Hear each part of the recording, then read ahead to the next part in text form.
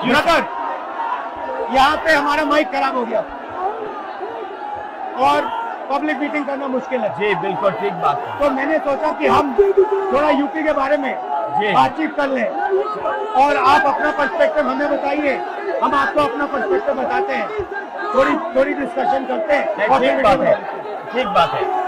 मैं समझता हूँ कि जब माइक खराब हो गया, हम दोनों बात करेंगे, वो रिकॉर्ड होकर के जाएगी तो लोग बेहतर और अच्छा समझेंगे और अच्छा रिजल्ट आएगा। और क्योंकि सोशल मीडिया से वेल कनेक्टेड है तो सब लोगों को जानकारी मिल जाएगी कि हम और आप क्या बोल रहे हैं। यूपी जो 80 सीटें ले रहा है, इसमें 79 सीटें समाजवादी पार्टी, कांग्रेस, इंडिया गठबंधन जीत रहा है। एक जो क्यूटो है उसमें हम और आप लड़ाई में हैं। और इस बार क्यूटो नाम कैसे जापान वाला ही है? ये क्यूटो क्योंकि जो प्रधान सांसद हैं उन्हें सपना दिखाया था काशी के लोगों को कि दुनिया की सबसे बेहतर सिटी बनेगी क्यूटो।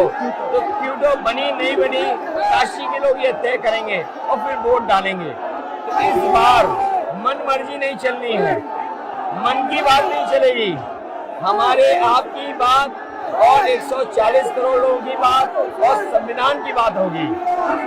और आपने देखा, हम सब ने देखा कि यूपी को नरेंद्र मोदी जी ने बेरोजगारी का सेंटर बना दिया और इतनी बेरोजगारी की है। ये जितने बच्चे दिखाई दे रहे हैं, ये दिखाओ, वो लोग हैं दिखाओ जो अग्निवीर या पेपर लीक, जिसकी वजह से इन्हें नौकरी नहीं मिली है और ये सब रोजगार नौकरी चाहते हैं। बीजेपी ने जो झूठे सपने दिखाए थे इन्वेस्टमेंट मीट के, जो झूठा सपना दिखाया था डिफेंस एक्सपो का, जो सपने बेचे थे G20 में, लेकिन इन नौजवानों को न नौकरी मिली न रोजगार मिला, आज ये खाली हाथ हैं।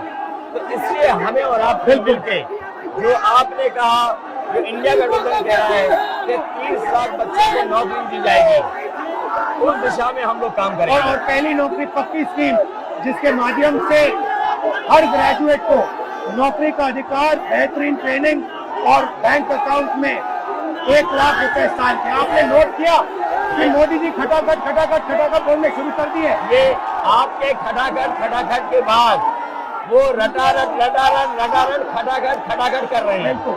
अच्छा, आप एक बात बताइए, मुझे क्यूरियोसिटी है, थोड़ा आप अपने पापा के बारे में मुझे बताइए जी। मुलायम सिंह यादव जी के बारे में बताइए।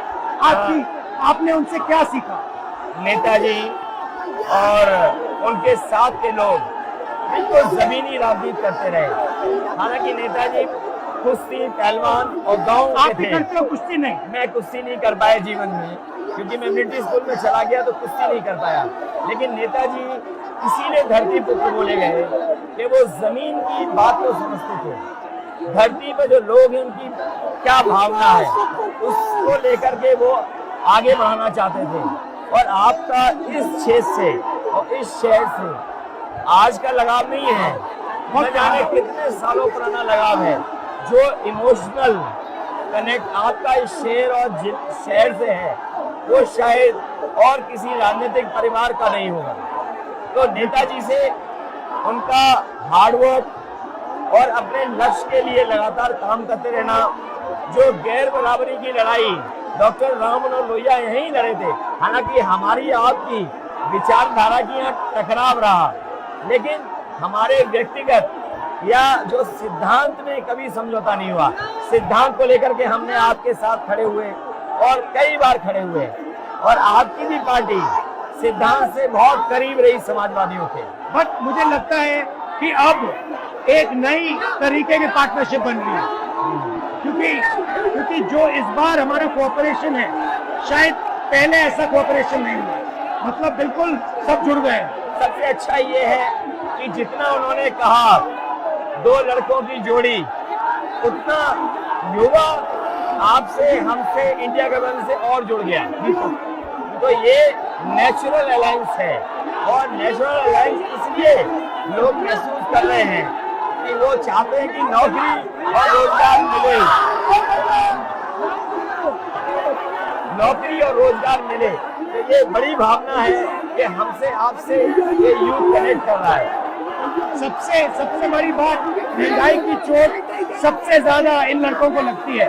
हमारी थिंकिंग है और आपकी भी है कि ये जो 22-25 लोगों को नरेंद्र मोदी जी ने पूरा का पूरा धन पकड़ा है, उसको ठीक करने के लिए जो हमारे युवा हैं, माताएं बहनें हैं, उनको डायरेक्ट बैंक अकाउंट में पैसा देना है। देखिए, ये जो लोगों के पास पैसा पहुंचने से जो अर्थव्यवस्था को लाभ मिलेगा, मैं समझता हूँ इनका भाग्य में बनेगा और देश की अर्थव्यवस्था ही बेहतर होगी। ये जरूरी स्कीम है कि इनके अकाउंट में पैसा पहुंचे, इससे थोड़ा बहुत जीवन स्तर इनका भी अच्छा हो। नरेंद्र मोदी जी डिबेट से क्यों डरते हैं? क्योंकि वो सच का सामना नहीं करना है ना, चाहते। पूरा उनका झूठ का गुब्बारा है। वो बीजेपी और बीजेपी के लोग मन मर्जी से चलते हैं, अपनी मर्जी से चलते हैं और उनको लगता है कि डिस्कशन की कोई जरूरत नहीं है क्योंकि वो सब कुछ जानते हैं। डेमोक्रेसी में जितना डिस्कशन होगा, जितने विचार एक दूसरे को हम सुनेंगे और एक दूसरे पे भरोसा करेंगे, उतना हमारा लोकतंत्र मजबूत होगा। ये बीजेपी के लोगों ने न केवल हमारी जान को खतरा पैदा किया है, बल्कि लोकतंत्र को भी और संविधान को भी खतरा पैदा कर रहे हैं। और इसका नतीजा दिख रहा है कि चाइना हमारी जमीन के अंदर आ गया, ये बेरोजगारी बढ़ती जा रही है, जो प्रोडक्शन होता है वो नहीं हो रहा है और पूरा का पूरा एक्सटॉर्शन, ईडी, सीबीआई, ये लोग मतलब एक्सटॉर्ट कर रहे हैं। कई बार सुनने को मिल रहा है और सरकार स्वीकार नहीं कर रही है, लद्दाख की हमारी सीमाएं सुरक्षित हो गई, अरुणाचल के आसपास या सीमा जो चीन से छू रही है वो बहुत असुरक्षित है। तो चीन से जहां हमारा सीमाओं का खतरा है, वहीं चीन से हमारे बाजार को भी खतरा है। तो कहीं ना कहीं हम लोगों को अपनी मैन्युफैक्चरिंग इकोनॉमी और मैन्युफैक्चरिंग इकोनॉमी को बढ़ावा देना पड़ेगा। और ये जो स्कीम्स है, पहली नौकरी पक्की और महालक्ष्मी, ये मैन्युफैक्चरिंग सिस्टम को, इकोनॉमिक सिस्टम को जंप स्टार्ट करने के तरीके हैं। ये बहुत अच्छा जंप स्टार्ट होगा। इसको अगर फोकस होकर के आईआईटी, पॉलिटेक्निक, इंजीनियरिंग कॉलेजेस को, इन सबको इकोसिस्टम में ला करके, मैं समझता हूँ युवा नौजवानों को अच्छी नौकरी और रोजगार मिल पाएगा। और हमारा लक्ष्य है कि सब, हर जात को भागीदारी मिले, स्पेस मिले, हर इंस्टीट्यूशन में, बिजनेस में, एजुकेशन के सिस्टम में।